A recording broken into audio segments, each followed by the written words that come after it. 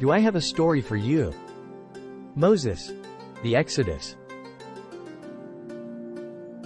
Before God brought the last plague upon Egypt, he first gave his people these instructions. This month shall be the beginning of months for you. It is to be the first month of the year for you. Speak to all the congregation of Israel, saying, on the 10th of this month, each family is to take a lamb for themselves. Your lamb shall be an unblemished male, a year old. You shall keep it until the 14th day of the same month. Then the whole assembly of the congregation of Israel is to slaughter it at twilight. They shall take some of the blood and put it on the 2 doorposts, and on the lintel of the houses in which they eat it. And when I see the blood, I shall pass over it. They must eat the lamb with unleavened bread and bitter herbs. And you shall not leave any of it over until morning. But whatever is left of it until morning, you shall completely burn with fire. Now you shall eat it in this way, with your garment belted around your waist, your sandals on your feet, and your staff in your hand. And you shall eat it in a hurry, it is the Lord's Passover. And you shall keep this event as an ordinance for you and your children forever. When you enter the land which the Lord will give you, as he has promised, you shall keep this rite. And when your children say to you, what does this rite mean to you? Then you shall say, it is a Passover sacrifice to the Lord, because he passed over the houses of the sons of Israel in Egypt, when he struck the Egyptians, but spared our homes. For I will go through the land of Egypt, and fatally strike all the firstborn, from the human firstborn to animals, and against all the gods of Egypt. Now it came about at midnight that God's judgment fell on the land. The Lord struck all the firstborn in the land of Egypt, from the firstborn of the king who sat on his throne, to the firstborn of the captive who is in the dungeon, and all the firstborn of cattle. And the king got up in the night, he and all his servants and all the Egyptians. And there was a great cry in Egypt, for there was no home where there was not someone dead. Then he called for Moses and Aaron at night and said, Rise up, get out from among my people, both you and the sons of Israel, and go, worship the Lord, as you have said. Take both your flocks and your herds, as you have said, and go. And bless me also. So the people took their dough before it was leavened, with their kneading bowls bound up in the clothes on their shoulders. Now, the sons of Israel journeyed from Ramesses to Succoth, about 600,000 men on foot, aside from children. A mixed multitude also went up with them, along with flocks and herds, a very large number of livestock. And they baked the dough which they had brought, and made unleavened bread. Because they left in haste, there was no time to prepare any provisions for themselves. So at the end of 430 years of Israel living in Egypt, on this very day, they departed from the land of Egypt. So the people head toward the Red Sea. Then they came to Succoth and camped, at the edge of the wilderness. And the Lord was going before them in a pillar of cloud by day, to lead them on the way, and in a pillar of fire by night, to give them light, so that they might travel by day and by night. He did not take away the pillar of cloud by day, nor the pillar of fire by night, from the presence of the people. When the king of Egypt was told that the people had fled, the king and his servants had a change of heart toward the people. And they said, What is this that we have done? That we have let Israel go from serving us. So he had horses harnessed to his chariot and took his people with him, and he took 600 select chariots, and all the other chariots of Egypt, with officers over all of them. So the Lord hardened the heart of the king of Egypt, and the king chased after the sons of Israel, with all of his horses and chariots, his horsemen and his army. And they overtook them camping by the sea. As the king approached, the sons of Israel looked, and behold, the Egyptians were coming after them, and they became very frightened. So the sons of Israel cried out to the Lord.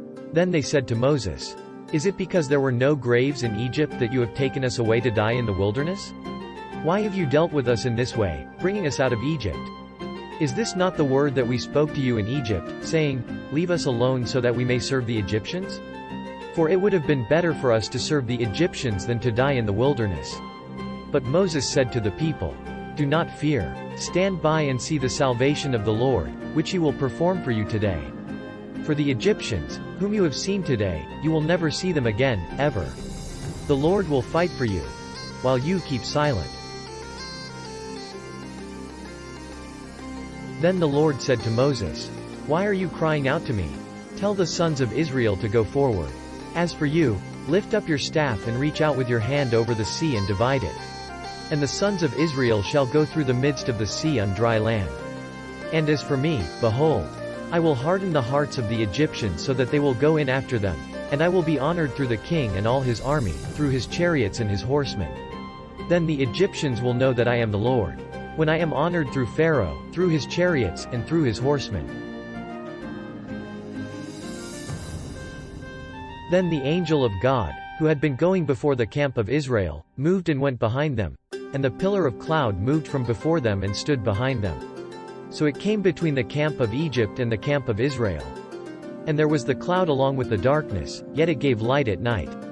Therefore the one did not approach the other, all night.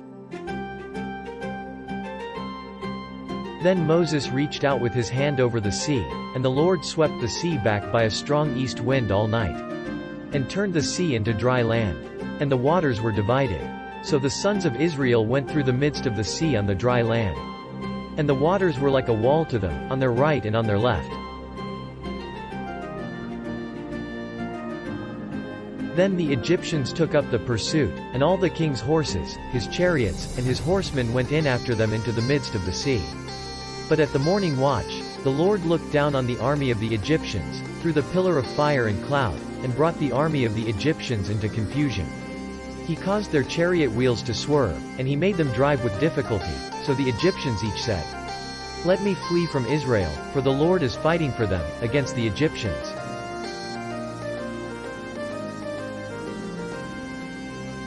Then the Lord said to Moses, "Reach out with your hand over the sea, so that the waters may come back over the Egyptians, over their chariots and their horsemen."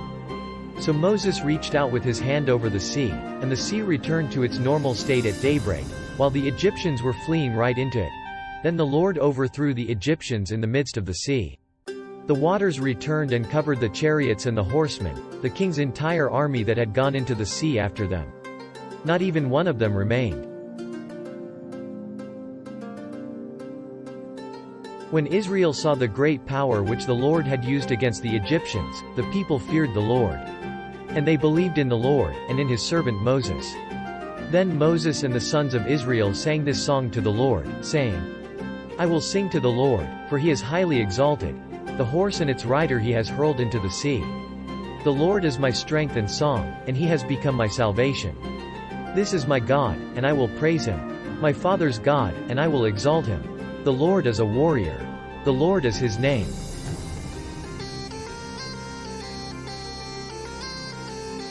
Miriam the prophetess, Aaron's sister, took the tambourine in her hand.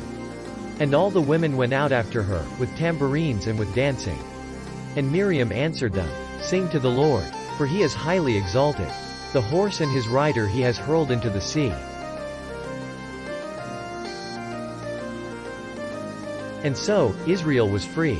And they continued on in the wilderness, as God led them. God provided for them water and food, and protection from the heat of the sun, and the cold of the nights, and from wild beasts and enemies. God was faithful to his people.